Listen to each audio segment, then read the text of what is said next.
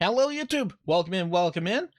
We are hanging out again with some casual Geographic when animals get elevated. We're probably going to be getting the one story about I think it's a wallaby that got into into the fields there story. But yeah, no, this should be fun. This should be good. Anyway, sit back, relax, like the video, all that fun stuff. Anyway, let's go.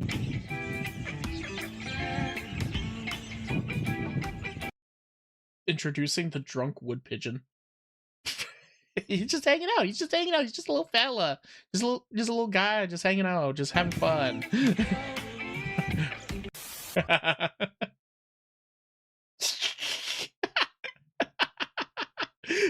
elephant forgot how to elephant. So one night in 2011, a Swedish man called the authorities to remove a moose in his neighbor's yard. He added that he believed the moose was intoxicated. How did he know it was intoxicated? No reason really. Guys, I have a drunk moose in my yard. How do you know he's drunk? Let me just take a picture for you, send it. There you go. Oh yeah, that guy's blasted. Just an inkling. Apparently the moose got wasted off apples from a tree and got so tipsy that it tipped over and became part of the tree. And it took fire and rescue services to divorce the sauce moose from its tree. The moose got up and proceeded to walk back into the forest. The next morning, after passing out and going AFK in the same neighbor's garden. So mostly happy ending, nobody got hurt, the tree was left more or less intact, and these pictures were taken by the man's 10-year-old son with the hopes that he could sell them and use the money to buy a PlayStation. See? Hell yeah. And then would end up buying the pictures. So now there's some 22-year-old Swedish dude that has the best conversation starter no matter what room he's in. And this wasn't a one-time thing. If you had a nickel for every drunk moose story in Sweden, you'd have enough to buy yourself a first-class flight to experience a Buzz Bullwinkle in person. There was that time a moose got plastered and decided to harass. Drunken elk terrorizes school kids. An angry elk terrorizes kids at a school in Gothenburg. The animal has been skulking around the school for days and is completely crazy, according to staff. It may also be very drunk. This morning, the king of the forest lay dozing at the entrance to the school. When the elk finally got up and moved aside, When the elk finally got up and moved aside, pupils at the school were still afraid to pass and had to be led in by their teachers. The children are terrified, school secretary Camilla Anderson told Göteborg's Posten. I have no idea what that is. Yesterday, the elk was so aggressive that the headmaster, Lars Clemenson, felt compelled to call the police. We believe that the apple trees in the garden have a part to play in this, said police commander Jean Kamen. And it was probably the apples that lured the elk over there in the first place. That could be the root of the problem. Heh, root. It's a plant. We may be dealing with an alcohol elk, he said. Alcohol elk. Drunken elks common enough at the end of the autumn season, yet fallen apples have fermented, slightly, and Yep. School children. And there was even one case where some moose binged on the forbidden fruit and then... I can't tell you exactly what's happening here. There are 3 here. I'm not positive. It's a 3-player game with 0 controller. It's believed that when apples fall from trees, they eventually ferment and all the sugars become alcohol. And when moose eat these fruits, well, at best a child gets a PlayStation and at worst a child witnesses 3 moose stationed in play. Some scientists argue that alcoholics are a or, you have a moose going through your front door. Myth, and that moose are just too massive to be put out of commission by some apples. My response, there is no sober explanation for this. Look. Even elephants can get drunk. Even elephants can get drunk. There is enough. You can have enough alcohol to put somebody down. Doesn't matter how big they are. Okay, it can happen. Look at this dude. It's not a stretch to believe some animals will go out of their way to alter their consciousness, and the methods get a lot more out of pocket than profound beef with a bird bath. No shot. He's not hammered. Just eating expired apples. Brown bears in a reserve in Russia apparently huffed jet fuel to get elevated. Photographer Igor Spilinok spent 7 months in bear country, and he says the bears would find these used barrels, take a hit of kerosene and gasoline, and proceed to airdrop their conscience to Mars. And yeah, the big bears started fiending, to the point where the kerosene carnivores would actively stalk helicopters just on the off chance they get to lap up. Oh, they got hooked. Oh no, they got hooked on the fumes, man. The poor buggers. They don't know any better. Any fuel that spills onto the soil. And if you're judging them, you must not know what humans are willing to introduce into their bodies just to let their minds ascend. According to a survey, about 46% of... And we're an intelligent species. Bears and most other animals, they just kind of work off of instinct and what they know works for them and feels good and is nice. Eating's nice. Staying alive is nice. Sniffing jet fuel is nice. Americans call Christmas their favorite holiday. For any of the 46 watching this, I apologize in advance. Reindeer have been seen actively seeking out and eating the Amanita muscaria mushroom. Thanks to their special digestion, they're able to eat something considered poisonous to most animals. The mushroom is also a well-known hallucinogen, and considering reindeer will go out of their way even digging through snow to cop a taste, chances are they know too. And while it is poisonous, it's technically poisonous the same way alcohol is, which is why shamans in Siberia would down the mushroom in rituals in order to become one with nature and all the animals in it, while getting absolutely obliterated in the process. It's even believed that since unwanted toxins are flushed out the body through urine... It's interesting how so many, cultures believe that, getting high is a spiritual awakening and all that. No, your brain is just going for a fucking trip, man. I mean, yeah, if you feel like a better person at the end of the day, cool.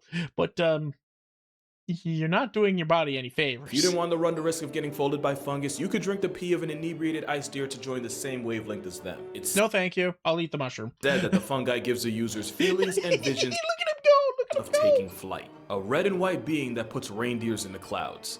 Santa might have been a mushroom this whole time. Or a shaman, and the reindeer... It's me, a Santa Claus. Reindeer charioting his sleigh of Christmas magic are just a bunch of caribou cooked off shrooms. Now you see why Rudolph was a red-nosed outcast. While everyone else was trying toadstools, he was out here crushing crystals. But long story short, get R. Kelly by the right... Okay, to be fair, drinking also makes your nose red. Reindeer, and you'll both believe you can fly. That's probably in bad taste. Like the reindeer. In 2009, Tasmanian farmers were plagued by crop circles that seemed to appear in their fields overnight. Yeah, this one. Some people thought it was aliens shooting their shot with the earth. The answer is somehow even weirder. This is a Bennett's wallaby. And just know this wallaby wallin. Tasmania is the world's largest source of the poppies used to make opium painkillers. And the travel-sized kangaroos break into the poppy pastures and eat enough to go on a literal field trip with no school bus. Turns out the circles were caused by faded wallabies grazing in circles and then crashing. And these junky marsupials will go as far as scaling fences and eating the same white opium. We've seen this, we saw this video a little bit ago. It's so good. It's so funny. I love it so much. Gum used to make morphine and the purple stuff Lil Wayne likes. All that to get more stoned than a witch in Salem. And after they eventually come back to Earth, the wallabies wake up and just go about their day. Only someone with no job and no bills to pay can afford to live like this. Which is why bees don't be having any of it. What are you talking about? There's a lot of people with jobs and bills to pay that try to afford, try to live like that. There's a lot of irresponsible people who do that.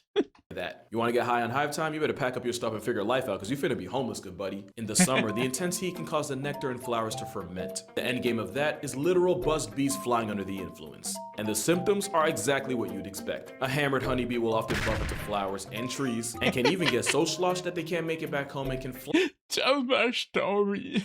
Flatline if they get too cold at night. It doesn't get a whole lot better if they do find their way back. Like I said, bees have no tolerance for the tipsy, and any bee suspected of being on the juice is violently confronted and thrown out the hive. And oh no. Since bees primarily communicate through a waggle dance, it doesn't take long for a blitz bee to expose itself. In some cases, guard bees will cripple the offender by chewing their legs off to make sure they physically can't come crawling back. Yeah, they make sure to make an example out of him. And the reason is because bringing fermented nectar into the hive can quite literally destroy the entire colony from the inside. Oh, that's a good point. It'd be kind of like passing out special brownies before the big company-wide meeting. So yeah, bees on booze lose a whole lot more than their sobriety. Bees ain't the only ones gambling with life by flying under the influence. In 2006, the annoying part is they don't even get the choice to do it either. They just, they're just going about doing their thing and all that, and they just happen upon a slightly spicy flour that gets them a little tipsy, a little topsy toopsy, and make a little whoopsie poopsie. Unfortunately, that little whoopsie poopsie ends up, being a huge danger for the entire hive. In Vienna, Austria, 40-something birds were found expired on the ground, but when they were examined by scientists, they didn't find the signs of avian flu like they were expecting. What they did find were rotten berries in their systems, and suddenly the pieces started coming together. It's believed that the berries fermented inside the birds and got them more faded than an NBA legend's hairline. Now for real though, something about greatness means negotiating the integrity of your lineup. Look. Male pattern baldness is a very common thing, and some guys are just confident enough to just own it. Songbirds even had the liver scarring that you'd usually only expect from a hardcore drinker. The result was a bunch of intoxicated birds face-planting in the windows. In lighter news, the same way people start slurring their words once they get to first base with a bottle, bury down birds. Hi guys, I've had a little bit to drink. I'm feeling good. He's fine. No, I didn't. Will often sing like drunks. In an experiment, vocal zebra finches were given some alcohol, and after a couple sips, their songs got more disjointed, more disorganized, and just overall sloppy. Worst part is, they probably thought they were killing it too. They probably did. That's why they were just keep going. Which makes them the complete opposite of bats. And you'd think something that flies for a literal living wouldn't do it while mind fogged. I said fog. But bats don't really have a choice, and the ones that eat primarily fruit and nectar can often fall for the same traps as birds and bees and get royally fogged over. Except bats might just have the tolerance of a Russian veteran. In another experiment, it's funny how often science involves drugging or drunking wildlife. But bats from Belize were liquored up until some of them had a blood alcohol content of 0.3. Keep in mind, driving while at 0.08 is playing with the law, life, and Lucifer, since that's who you finna see next. But the drunk bats were somehow able to perfectly maneuver through an obstacle course without FUIing into a face. They were all sound effects. Drunk bats were somehow able to perfectly maneuver through an obstacle course without FUIing into a face. Yeah, this was a different experiment. They were also able to perfectly use their echolocation while very much buzzed off nectar, unlike the songbirds who literally couldn't hold their berries for their life. And since bats from Central and South America were able to handle it better than old world bats, it's believed this tolerance came from them eating more fermented fruit. So basically, the reason bats are able to completely drink you under the table is because the ones that couldn't became part of the past. Bats are some of the lightest It's like a dwarf versus an elf, right? And also, everybody has a different, natural tolerance. And, bats just are naturally more tolerant, because if they weren't, I mean, they probably would have been clapped a lot more. Mammals on the planet, yet are also one of the strongest heavyweights when it comes to elk. But they aren't number one. The animal with the highest tolerance is something you might not have even heard of before. The pen-tailed tree shrew weighs less than a pack of Skittles, yet can somehow also outdrink an elephant. The Malaysian tree shrew regularly sips nectar from the Batam plant, a plant so high in alcohol content that it smells like Peter Griffin after a shift at the brewery. A concentration of 3.8% makes it as potent as beer and gives this nectar one of the highest ACs of any food. Yet the shrew drinks it like water and seems immune to it, to the point where the tiny squirrel monkey in Malaysia will spend hours nursing nectar. Apparently that's like a human downing 9 glasses of wine, and they do it without 4 kids and a failed marriage. And science doesn't Hell yeah, brother. exactly know how tree shrews can do this without unlisting themselves from the census. And the shrews are so committed to the cause that the plants they drink from have literally evolved to make themselves more accessible to them. Oh my god, they're even licking the lid. Look, once again, this is their diet. This is how their entire system is formed. They're probably actually fairly resistant to poisons and toxins and all that sort of thing too.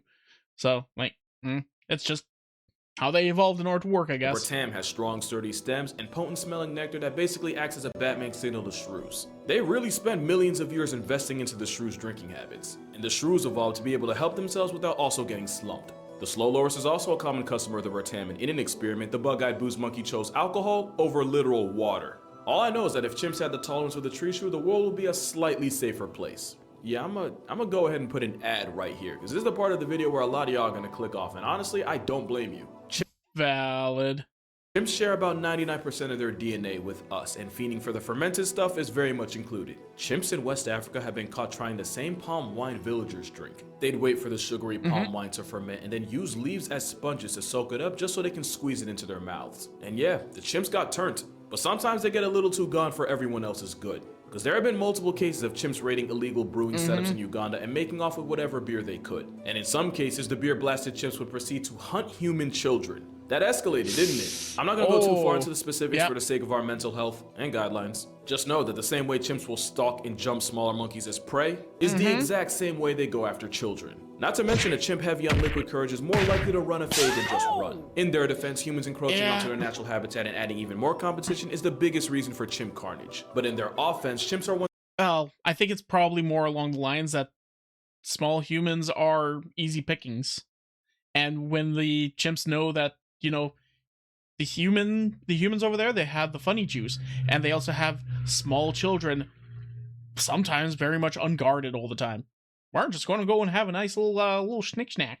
1000% the angry, belligerent drunks of the animal world. And they're not the only primates that make their drinking our problem. Vervet monkeys on the Caribbean island of St. Kitts managed to drink themselves into an addiction, to the point where the drunkies fuel it by stalking tourists from the trees just so they can snatch any drinks left unattended. The booze bandits are so committed that they even managed to work out the best times and places to get away with their thievery. It got so ridiculous that researchers decided to study them, and turns out we're really no better than them. Since the drinking behaviors of these monkeys are so human, you'd swear it was a joke. In this experiment, they found that some monkeys are social drinkers that only participate if other monkeys get involved. Then you have the regular drinkers, the ones who do it, well, regularly and socially, but they're still able to help lead the troop. So they're pretty much the functional alcoholics. And then well, yeah. Look. Alcohol is a drug. It's not a good substance. It's not something anyone should really be imbibing in. However, we as a society have been using alcohol for such a long time that it's almost become part of our culture. Like every culture around the world uses alcohol because it just makes us feel good. I don't know. I'm not a drinker. I don't drink. Last time I really had a sip of something, I didn't care at all for it, and I was like, I'm good. I'll just go back to my soda, juice, and water. I'll be fine. But like, animals are the exact same way, and if it affects you and it makes you feel good and all that, of course you're going to want to drink more of it. And if you don't know how dangerous it is, why are you going to have any issues, right?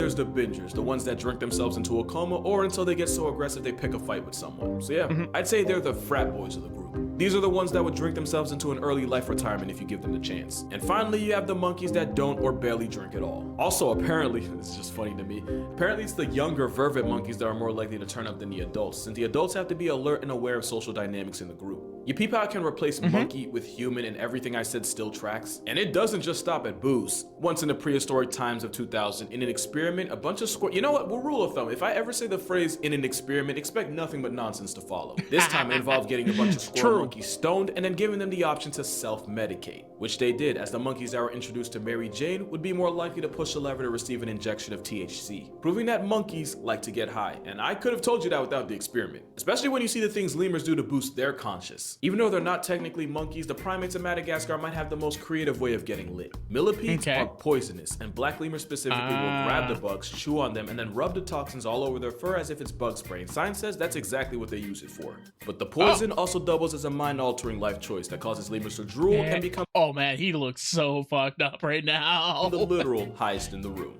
Meaning lemurs also self-medicate. They just be smoking millipede packs. Now there is a chance that lemurs really are just only using this as bug repellent, but this is not the conduct of someone who would pass a pee test. Bro, just excuse me to his own tail. Dude has faded. As for the millipede, imagine millions of years of evolution just for your biggest flex and defense to be used as a struggle bong for a lemur in its stoned age. I'm sure the pufferfish can relate. You knew this was coming the moment you read the title. Pufferfish are one of the most poisonous things alive, and dolphins will take turns chewing on the puffer and then giving it to the next one in the rotation. Yeah, it's dolphins. It's dolphins. Who's surprised? It's a dolphin. Literally a puff pass. And just like with the millipede's toxin, the tetrodotoxin from the pufferfish seems to have an effect on the dolphins. The effect resulting in some doped up dolphins and a seriously traumatized puffer. And now you see why she's single. You remember how oh no. Look, dolphins are a fucked up animal. They do some weird ass things. But yeah. Hey, pufferfish, the toxins in a pufferfish can drop a human. It has different effects on different creatures, and for dolphins, I guess it just makes them really happy. I said a tiny tree shrew could drink an elephant under the entire bar, that wasn't a throwaway. I said that for a reason. For a while, scientists called cap on the stories of inebriated elephants, and their biggest claim was that it would take an outrageous amount of alk to have an effect on an animal that huge. Turns out, the most plus-size animal walking the earth today is also a massive lightweight. The ADH7 gene is the one most responsible for helping break down ethanol, aka the drink that leads to good nights and bad decisions. Humans are able to handle their drink a little before French kissing the floor thanks to enzymes that allow us to break down ethanol faster than most animals. We've been drinking that shit for a very long time. For elephants, the ADH7 gene is basically out of order, meaning they're less able to hold their liquor. So if a couple elephants scarf down a bunch of fermented fruit, it's suddenly more likely that they get bodied. Which sounds fun, yeah, it sounds real cute till you realize that means they're drunk driving a 12,000-pound meat vehicle, and the consequences can be bad for everyone's health. There's even a story out there where everyone involved, including themselves, a herd of 50-something elephants near an Indian village drank. Elephants on drunk rampage. Take out 3 people. Village left reeling after around 70 elephants destroy 60 homes after feasting on hooch product locally for liquor made from the mahua tree. Ooh, and proceeded Jesus. to drunkenly level several houses and even delete a few people. Animals like chimps and elephants become a threat to society the moment they get under the bottle. But one animal's habit makes it a legitimate danger to itself. Some dogs in Queensland have developed an obsession with cane toads. Cane toads produce bufotoxin as self-defense, but the poison is also hallucinogenic, and dogs will often lick the toads and go off one. It's so potent that a dog exposed to it once is more likely to go out of its way to seek out another toad to get zooted. Oh, buddies. Oh, buddies. Once again, it's one of those situations of like, if animals rely on instinct, and if the instinct is saying, hey, this made me feel good, it's going to go after that thing again. And they probably got it from us. There was a brief but very real... They did not. They did not. This is just animals lick the frog, and the frog make them happy, so they're like, oh, that was a reward. I'm going to go for that. Time where the cool kids your mom warned you about did toad behind the school. To the point where Peter Griffin, of all people, had to tell him to tighten up. And yeah, that's pretty much playing chicken with the Grim Reaper. Since the poison is poison, toad licking can result in both less dogs and people. There was even one case where a Spanish adult film star got charged with manslaughter after huffing toad with his friends, and one of the... Technically, it was a Colorado River toad, but same difference. And yes, I see where he's coming from with the idea that, well, humans also do it. Dogs see the world through their tongue. If they see a creature that they haven't seen before, 9 times out of 10, they're probably going to lick it or put it in its mouth. Dogs will put everything in their fucking mouth. If they don't know what it is, it's obviously food or something to chew on. That's just what dogs do. They see a frog that's not running away. It looks like a squeak toy maybe. Bite it. Oh, it made a little thing. I see colors. I can see the sounds. Ah! And then they're happy, and now they're going to go for more. Every dog will fucking do this. It's not because the dog saw the human doing it, and then they were like, okay, I'm going to go try that. Ascended and never returned. 2020 for real had some of the wildest headlines. But dogs ain't the only pets that be on timing. But if you've ever seen a cat on catnip, you already knew that. Catnip comes from the pedicateria. I don't know what it is, I just love saying that. And that contains a chemical called nepidolactone. And nepidolactone will bind with receptors. What? Love saying that. And that contains a chemical called nepidolactone. And Nepidolactone. That's a weird ass word. How'd you learn how to even say that? Did you Google it and then try and like copy the Google voice recording? Nepidolactone will bind with receptors in the cat's nose the same way pheromones do. It even lights up the part of the brain responsible for, you know, the thing cats do with other cats to make more cats. Yeah. This whole time we thought they were high, when really catnip just makes them dumb and horny. And even though I was half kidding, it actually makes a lot of sense, since catnip doesn't work on cats that haven't reached sexual maturity. The chemicals also hit the cat's opioid system, which is a gateway to 15 minutes of feline euphoria. And it's not just house cats. Catnip apparently has wild cats like leopards, cougars, lynxes, and even some lions in a chokehold. So yeah, cats might just be the original stoner. I mean, just look at this jaguar. Lots of cats. Oh, cats will eat grass and leaves as a way to clean their system. Jaguars doing it with the hallucinogenic yaji vine allows them to do so while also high-fiving Joe Rogan. And for the non-believers out there, I defy you to look this jag in the eye and tell me it's sober. Bro in a galaxy. Oh man, that guy is looking at smells. And it's not this one. And it probably did start as something just a detox, but then eventually became a way of life. I mean, that's literally how cats got hooked on catnip. The Nepotecoteria is a mosquito repellent, so there's a good chance that cats getting hooked on the nip was just a consequence of wildcats trying to get op flies off their back. So I guess you could say mosquitoes do matter, because without them, we wouldn't have videos like this. But that's gonna do it for this video. Wait, what did that say? This is how I found out catnip bubbles are a thing. Yes. I've tried them. It doesn't work with every cat. You can always give it a try, see what happens, but don't guarantee that it's no guarantee that it's going to work with your cat. It didn't work with mine. They were just more or less confused about the bubbles. But yes, it's still fun. Go ahead and make sure you drink water, hug your mother. Don't do Toad, man. It's not a game. Thank you all so much for watching, and I'm gonna see y'all in the next one. Oh yeah, we have a little bit at the end. All right. Thanks for watching. What? What's this? Oh, fuck the hell, yes. Stinky. More. Oh, he's getting into it. Oh, and there he goes. There he goes. Rub it in. Rub it all in. Little stupid head. I love animals. Yeah. This was Casually Geographic with animals getting extremely excited over fermented berries and stuff like that. Anyway, I hope you guys liked it. I did. Thanks for watching. Have a good one. Bye-bye. What? Hey, did you enjoy that? Was it funny? Well, come and check it out live over on twitch.tv/freeform_art. Make sure you put the _art. We have lots of fun there. We enjoy ourselves, and we want to see you over there. So come on and hang out. See you in a bit.